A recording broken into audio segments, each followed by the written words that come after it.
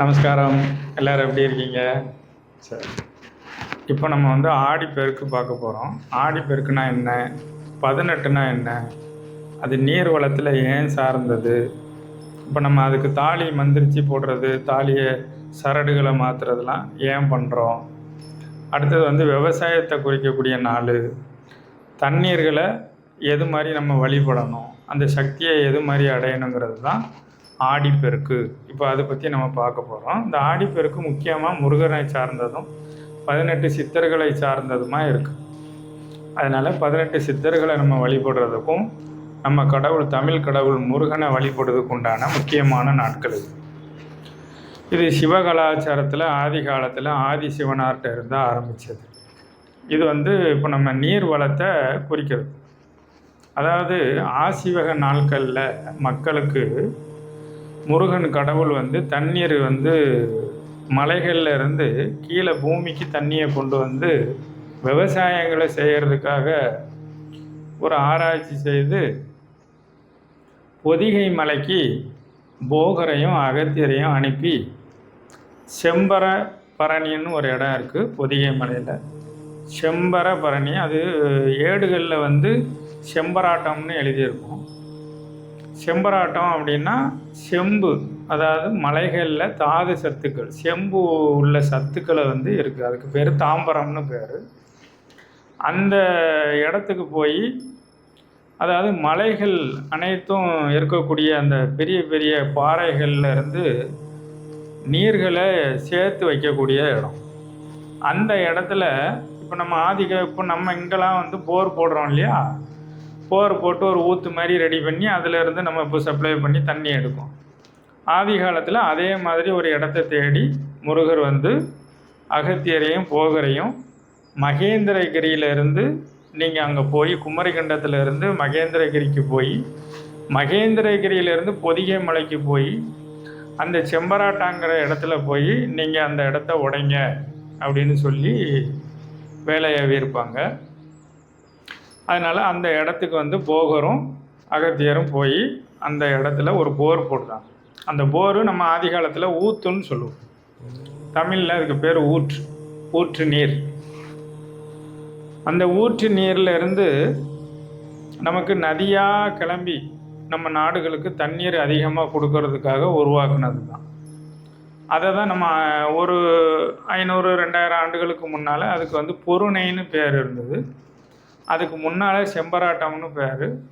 அதுக்கப்புறம் இதில் அகத்தியரும் போகரும் ஈடுபட்டிருக்கிறதுனால அது, அதாவது பரம்பொருள்கிட்ட இருந்து உருவாக்குற அந்த சக்தியை எடுத்து அக்னி பிரதிஷ்ட நட்சத்திரத்தில் இருந்து, பரணி நட்சத்திரத்தில் இருந்து அந்த எலக்ட்ரான்ஸ் அக்னியை வச்சு அடித்து தான் அந்த ஊற்று வந்து ரெடி பண்ணணும்.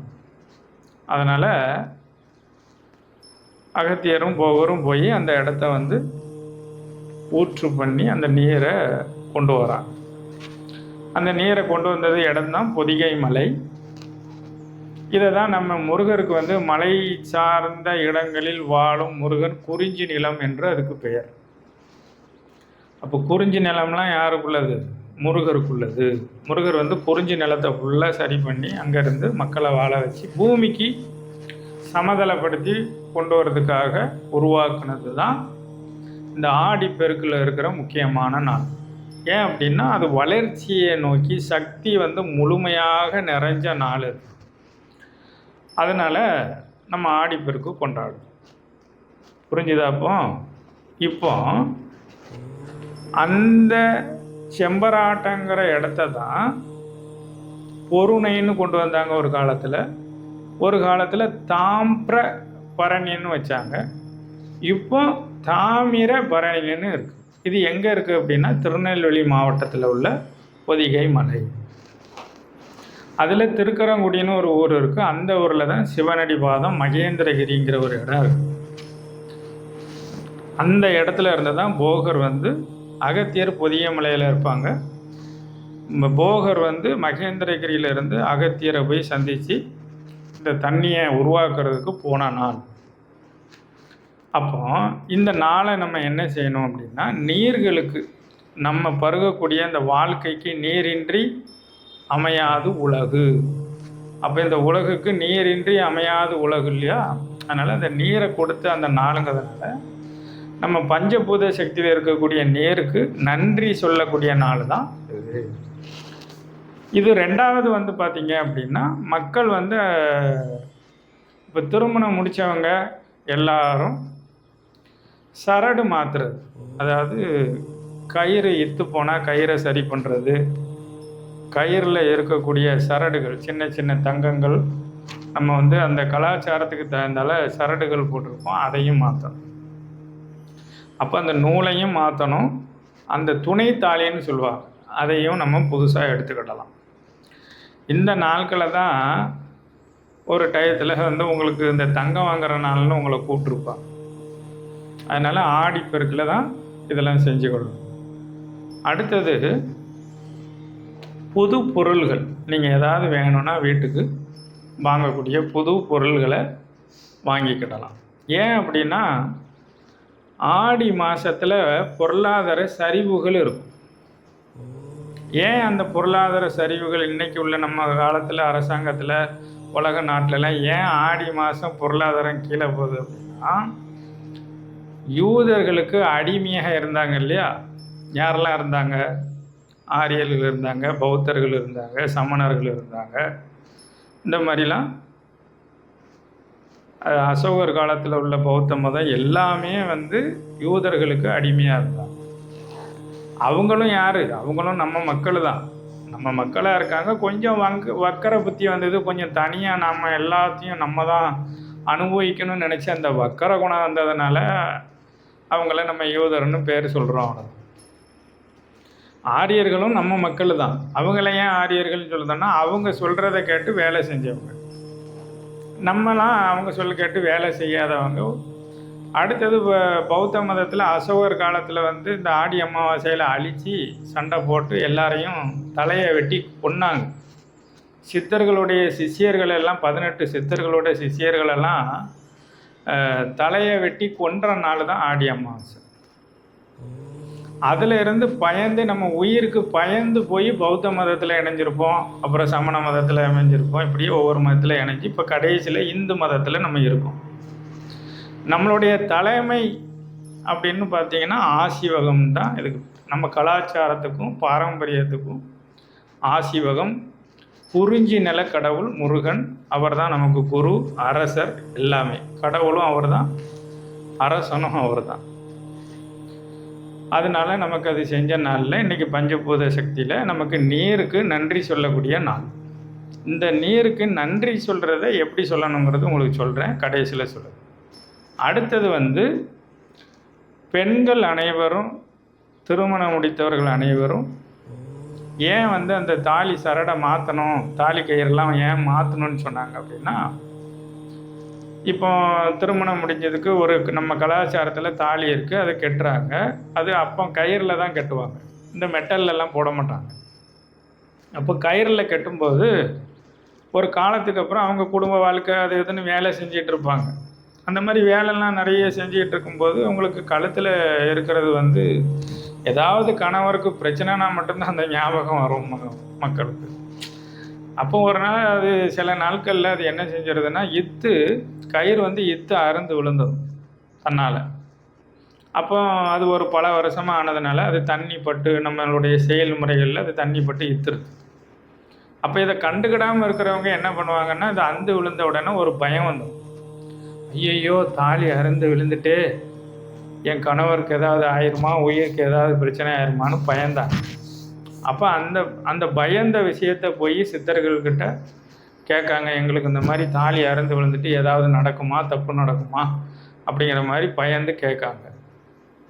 அப்போ சித்தர்கள் வந்து என்ன சொல்லி கொடுக்காங்கன்னா, இல்லை அது மாதிரி இல்லை, கயிறு எத்து போச்சு, அதனால தான் அது கலன் இருக்குது, அறிவு சார்ந்த விஷயமா போங்க, இது மூடத்தனமாக யோசிக்காதீங்க அப்படின்னு உண்மையான அறிவுகளை வந்து அவங்களுக்கு சொல்லி கொடுத்து, இந்த மாதிரி வருஷத்தில் ஒரு நாள் இந்த ஆடி மாதத்தில் இறைவனுடைய சக்தி, பிரபஞ்ச சக்தியிலேருந்து நிறைய சக்திகள் இறங்குறதுனால அதே மாதத்தில் நீங்கள் வந்து இந்த கயிறெல்லாம் மாற்றிக்கிடணும் அப்படின்னு சொல்லி ஆடி பெருக்குன்னு அதுக்கு ஒரு பெரிய நாளாக உருவாக்குனாங்க. ஏன் இந்த ஆடி மாதமே எல்லாம் நடக்குது அப்படின்னா, சிவனுடைய அருளும் அந்த பரமேஸ்வரன் நம்ம கூட இருந்து வாழ்ந்த அந்த நாட்களில் உள்ள கவனங்களையும் அவங்க ஒரு விஷயம் எடுத்து சந்திரன்லேயும் சூரியன்லேயும் இணைச்சாங்க. ஏன்னா இனிமேல் நம்ம இந்த இடத்துக்கு வரமாட்டோம், அடுத்தது நம்மளோட டிஎன்ஏ ஜெனட்டிக் முருகன் கையில் கொடுக்கும். ஆனால் நம்மளுடைய ஆளுகை திறனில் அது இருக்கணுங்கிறதுக்காக பரமேஸ்வரன் சந்திரன்லேயும் சூரியன்லேயும் ஒரு சக்தியை அனுப்புகிறாங்க. அந்த சக்தி தான், சூரியனுடைய சக்தி தான் இப்போ வந்து தெற்க சாஞ்சி உதிக்கும். இப்போ தெற்க சாஞ்சி உதிக்கும் போது என்ன ஆகும் அப்படின்னா, காற்றில் ஈரப்பசைகள் அதிகமாக சேரும். இப்போ நோய்கள்லாம் வரும். தொற்று நோயெலாம் அதிகமாக வர்றதுலேருந்து நம்மளை காப்பாற்றுறதுக்கு நம்ம சுத்தபத்தமாக இருக்கணுங்கிறதுக்காக தான் இந்த அம்பாளுக்கு சக்தி பூஜை செய்து கூழு குடிக்கிறது, வேப்பிலை சாப்பிட்றது, மஞ்சள் குடிக்கிறது, இது எல்லாம் அதனால தான்.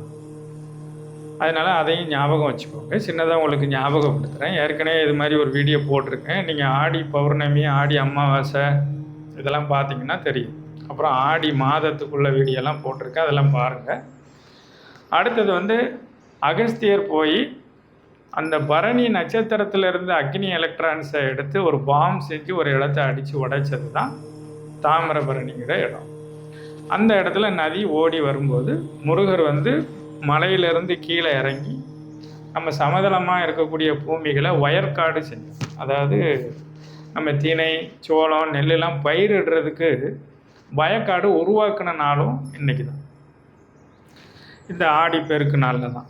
ஆனால் இப்போ வந்து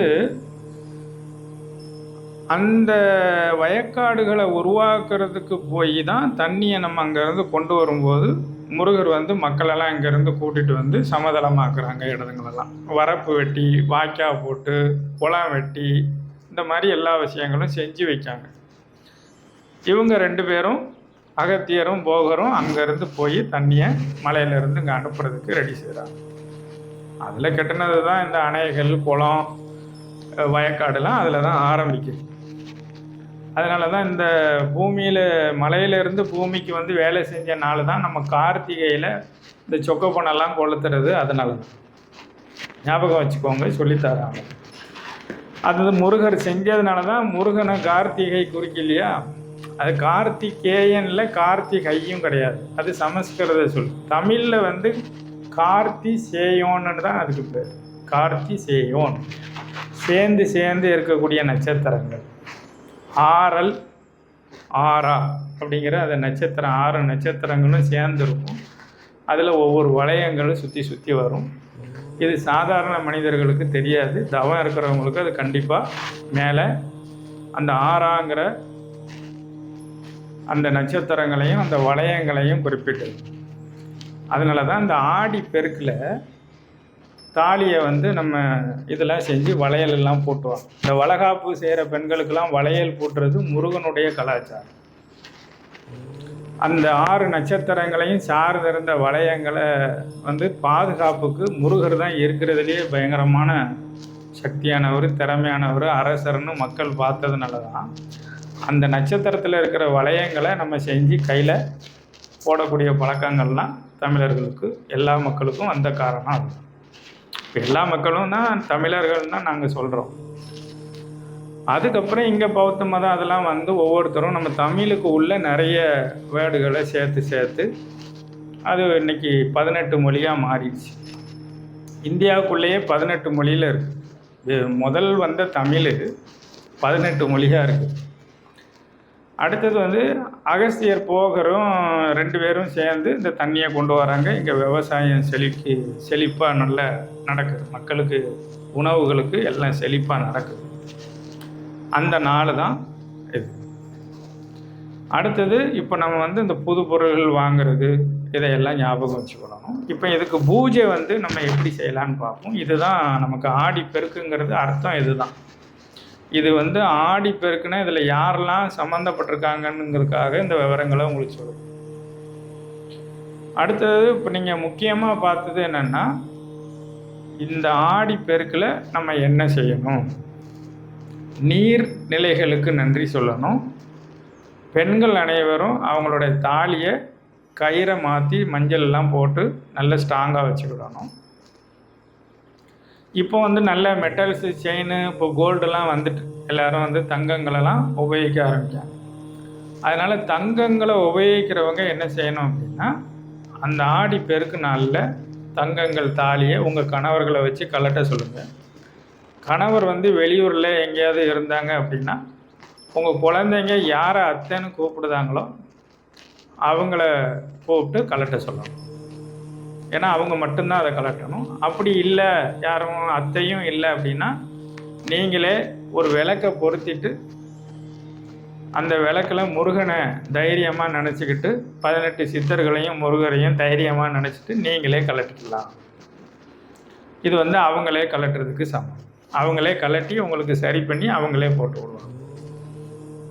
அதனால தான் திருமணத்துக்கு ரொம்ப சம்மந்தப்பட்டவராக முருகன் இருப்பார். முருகன் கோயிலில் நிறைய பேர் திருமணம் முடிக்கிறதுக்கு அதுதான் காரணம். ஏன்னா மக்களுக்கு வந்து அந்த திருமணத்தை முடித்து அவங்க வாழ்கிறதுக்கு அந்த வழியை அனுப்புறதுல ரொம்ப பிரம்மாண்டமானவர் முருகர். அதனால தான் நம்ம முருகர் கோயிலில் வச்சு நம்ம இந்துக்கள் இன்னும் அந்த அந்த அந்த கலாச்சாரங்களை நம்ம இன்னும் விடாமல் இருக்கோம். நம்ம முருகர் கோயிலில் தாலி கட்டுறதுக்கு அதிகமாக போகிறது அதுக்கு தான். அதுக்காக அவர் 2 பொண்டாட்டிலாம் கிடையாது. அவர் வந்து ஆணுடைய மகன், ஆண் மகன், ஆணுக்கு பிறந்தவர்கள். அதனால் அவங்களுக்கு திருமண வாழ்க்கை பெண்கள்லாம் கிடையாது. அந்த பச்சை கலர் கட்டி இருக்கிற வள்ளியை எதை குறிக்குது அப்படின்னா, அந்த விவசாயத்தை செஞ்சு பசுமையாக செஞ்சு அந்த நமக்கு உணவுக்கு வந்து விவசாயம் சொல்லி கொடுத்ததுனால அதை பசுமையாக காட்டி வள்ளிக்கு அந்த பச்சை சேலையை கட்டி கொடுத்து ஒரு பெண் மாதிரி பக்கத்தில் வச்சுருப்பாங்க. அதே மாதிரி ஆகாயத்தில் மலைகள் எப்போ வருது, நட்சத்திரங்கள் என்ன செய்யுது, சூரியன் என்ன செய்யுது, சந்திரன் என்ன செய்யுது, இந்த கிரகங்கள்லாம் என்னென்ன செஞ்சு பிரபஞ்சத்துக்கு உதவிக்கிட்டு இருக்குன்னு சொல்லி பார்க்குறது தான் அது விண்ணியல்களை வந்து ஆராய்ச்சி செஞ்சதுனால அது ஆகாய நேரத்தில் வந்து ப்ளூவும் வெள்ளையும் கலந்துருக்கிறதுனால தெய்வானை அப்படிங்கிற ஒரு விஷயத்துக்குள்ளே அந்த அம்மாவுக்கு வெள்ளை சிலையை கட்டி காமிச்சிருப்பாங்க. இவங்களை ஏன் வந்து வள்ளியை வந்து குறத்தின்னு சொல்லி காமிச்சிருக்காங்கன்னா, நம்மளாம் கீழே இருக்கக்கூடிய கூலி வேலைகள் பார்த்து நம்ம எல்லாருமா ஓனராக இருந்தவங்களை அவங்களுக்கு ஆதி காலத்தில் குறவர்கள் தான் பேர். அந்த குறவர்களை இன்றைக்கி வந்து ரொம்ப மனிதர்களுக்கு இந்த ஊசி பாசிலாம் போட்டு அவங்க தான் குறவர்கள்னு சொல்லிட்டு அந்த ஜாதியில் குறைய காமிச்சிருப்பாங்க. அவ்வளோ பெரிய முருகனுடைய கலாச்சாரத்தை ஜாதியில் அது குறைஞ்ச மாதிரி ரொம்ப காமிச்சிருப்பாங்க. அதனால் நமக்கு ஜாதியும் கிடையாது, மதமும் கிடையாதுங்கிறது நீங்கள் புரிஞ்சுக்கோங்க. இப்போ வந்து இந்த பூஜையை எப்படி செய்யணும்னு பார்ப்போம். பூஜைக்கு போவோம். எல்லோரும் வீடை நல்லா கழுவி சுத்தம் பண்ணிக்கோங்க. அதில் நல்ல தண்ணியில் கொஞ்சம் மஞ்சள் போட்டு வேப்பிலெல்லாம் போட்டு ஒரு துணியில் முக்கி வீட்டெல்லாம் துடைச்சி சுத்தமாக வச்சு உங்களுடைய கிச்சன், அதாவது சமையலறைகளையும் சுத்தமாக செய்து உங்கள் வீட்டில் இருக்கக்கூடிய ஈசான மூலையில், அதாவது கிழக்குக்கும் வடக்குக்கும் உள்ள அந்த கார்னர், அந்த முக்கு சைடில் உங்கள் வீட்டில் உள்பக்கம் அந்த இடத்த சுத்தம் பண்ணி வச்சுக்கோங்க. அதில் ஒரு வெள்ளை துணி விரித்து அதில் ஒரு டம்ளரில் இல்லைன்னா ஒரு செம்பில் அதில் வந்து தண்ணி ஃபுல்லாக போட்டு அதில் கொஞ்சங்கான மஞ்சள் பொடியும் 5 வேப்பிலையும் போட்டு 5 அரிசியும் அதுக்குள்ளே போட்டு அந்த ஈசான மூலையில் வைங்க. முதல்ல வீடெல்லாம் சுத்தம் பண்ணியிருக்கணும், இந்த தண்ணி ரெடி பண்ணணும், ஈசான மூலையில் வைக்கணும். வச்சுட்டு அதுக்கப்புறமா நீங்களும் ஏற்கனவே காலை கடன்கள்லாம் முடித்து குளித்து சுத்தபத்தமாக இருக்கணும். ஆண்கள் பெண்கள் எல்லாருமே வீட்டில் குழந்தைங்க யார் இருந்தாலும் அவங்க சுத்தமாக இருக்கணும். அழுக்கு துணியெல்லாம் இருந்ததுன்னா உடனே துவைச்சி காய போட்டு மடித்து வச்சுக்கணும். இதுக்கு ரெடி ஆகிக்கோங்க, உங்களை ப்ரிப்பரேஷன் பண்ணிக்கோங்க நல்லா கரெக்டாக. அடுத்தது வந்து உங்கள் பூஜை அறையிலையோ இதில் ஏதாவது ஒரு இடத்துல ஒரு நல்ல வாழை இலை போட்டு அதில் ஒரு 5 செவ்வாழை வச்சு 5 வெத்தலை வச்சு அந்த 5 வெத்தலைக்கு மேலே வந்து மஞ்சள் குங்குமம் இதெல்லாம் வச்சுக்கோங்க. வச்சு இதெல்லாம் வச்சு ரெடி பண்ணி ஒரு டம்ளரில் தண்ணி வச்சு நீங்கள் என்ன சாப்பிட்றீங்களோ அது, இல்லைன்னா பழங்கள் ஏதாவது ஒரு 5 வகையான பழங்களையும் அதில் வச்சு முருகர் படமோ இல்லை 18 சித்தர்கள் யாரையாவது நீங்கள் நல்ல மனசில் நினச்சிக்கிட்டு முருகனையும் 18 சித்தர்களையும் நினச்சிக்கோங்க. நினச்சிட்டு விளக்கு பொருத்துங்க. 2 விளக்கு பொருத்துங்க, இல்லைன்னா 3 விளக்காக பொருத்தி அதை வந்து நல்ல பணியோட பக்தியோட நீர்நிலைகளுக்கு, பிரபஞ்சத்தில் இருக்கிற நீர்நிலைகளுக்கு நன்றி சொல்லுங்கள். நன்றி சொல்லிவிட்டு உங்கள் உணவுகளுக்கும் நன்றி சொல்லுங்கள். அடுத்தது 18 சித்தர்கள் தான் நமக்கு வந்து என்ன பிரச்சனைனாலும் உடனே வந்து தீர்த்து தருவாங்க. அந்த காலத்தில் நீதிபதி அவங்க தான்.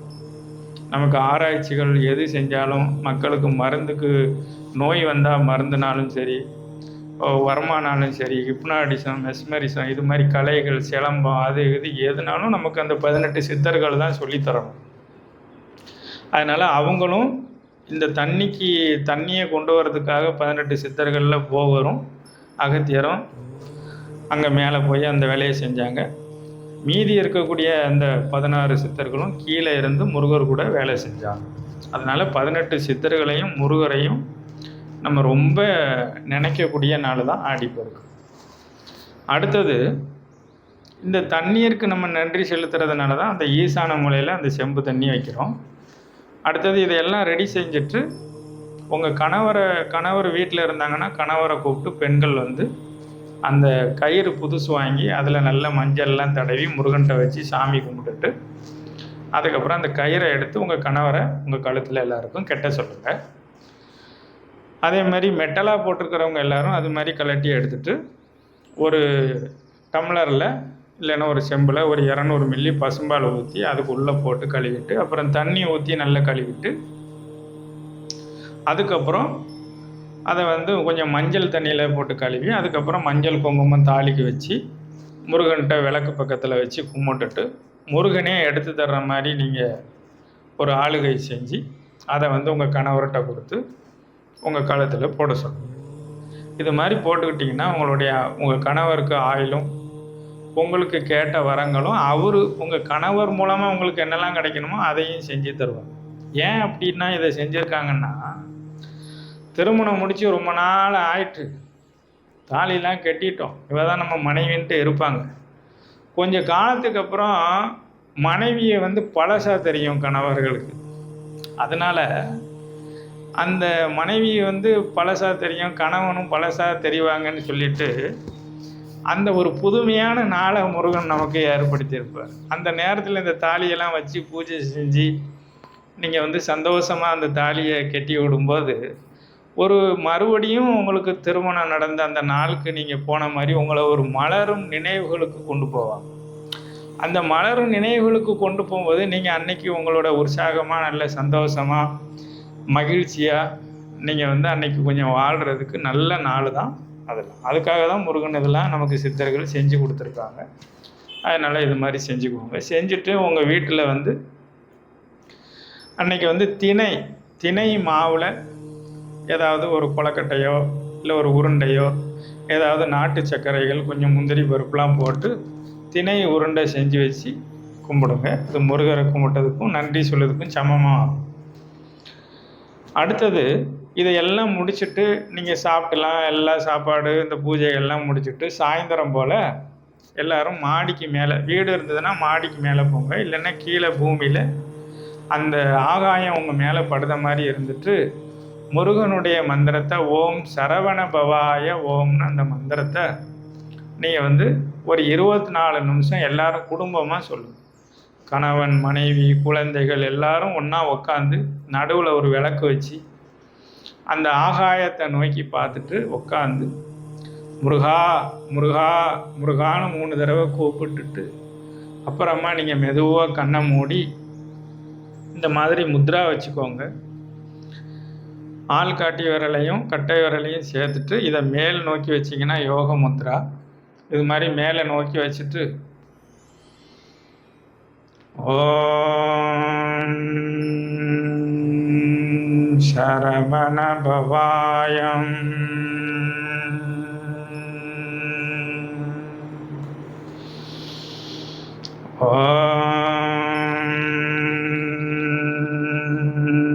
சரவண பவாயம்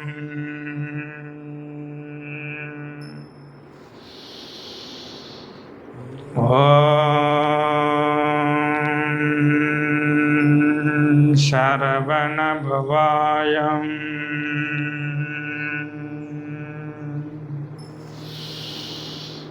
ஓம் சரவண பவாயம்.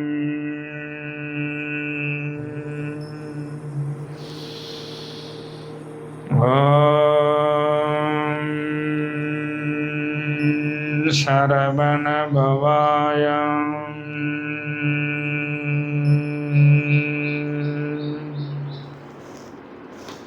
இது மாதிரி நான் எதுவாறு சத்தம் உருவாக்கியிருக்கணும் அதே இதை நீங்கள் ரொம்ப பெரிய சத்தமாக போட வேண்டாம். உங்களுக்கு மட்டும் அது கேட்குற மாதிரி உங்கள் குழந்தைகளையும் உங்கள் பக்கத்தில் உட்கார வச்சு உங்கள் கணவர் மனைவி எல்லோரும் உட்காந்துருங்க. வெளியூரில் கணவர் இருந்தாங்க அப்படின்னா அவங்கள அங்கேயே சுத்தம் செய்து அந்த இடத்துல நீங்கள் சொல்கிற நேரத்தில் அவங்களையும் சொல்ல வைங்க. இது மாதிரி எல்லாரும் குடும்பமாக உட்காந்து அம்மா அப்பா கணவன் மனைவி குழந்தைகள் உங்கள் சொந்தங்கள்னு யார் இருந்தாங்கன்னா எல்லாரையும் கூப்பிட்டு அதான் பெருக்கிறது. கூட்டி பெருக்குன்னு சொல்லுவாங்க இல்லையா, அதனால் கூட்டி நம்ம குடும்பங்களை அனைவரையும் கூட்டி அப்படி பெருக்கி ஒன்று போல் உட்கார வச்சு இந்த மந்திரத்தை நீங்கள் சொன்னீங்கன்னா முருகனுடைய அருளும் 18 சித்தர்களுடைய அருளும் உங்கள் மேலே உங்கள் உடம்புல இறங்கி உங்கள் மூளைகளில் இருக்கக்கூடிய என்னென்ன கனவு லட்சியங்கள்லாம் இருக்குதோ அதை உடனே செஞ்சு தர்ற நாள் தான் ஆடி பெருக்கு. அதனால் அனைவரும் புது ஜாமான்களையும் அன்னைக்கு ஒரு நாள் ஏதாவது வீட்டுக்கு தேவையான ஒரு பொருள்களை வாங்கிக்கோங்க. இது இன்னொரு ரகசியம் சின்னதாக சொல்லியிருந்தேன். இது எதுக்குன்னா, இந்த ஆடி மாதங்களில் பொருளாதார சரிவுகள் இருக்கிறதுனால எல்லாம் இந்த பணங்கள் குறைஞ்சதாக உங்களுக்கு ஜாமான் நிறைய கிடைக்கும். அதனால் இந்த நாட்களில் போய் உங்களுக்கு எதாவது தேவையான ஜாமான் இருந்ததுன்னா அதை இந்த குறைஞ்ச விலையில் வாங்கி கொண்டு வச்சுக்கோங்க.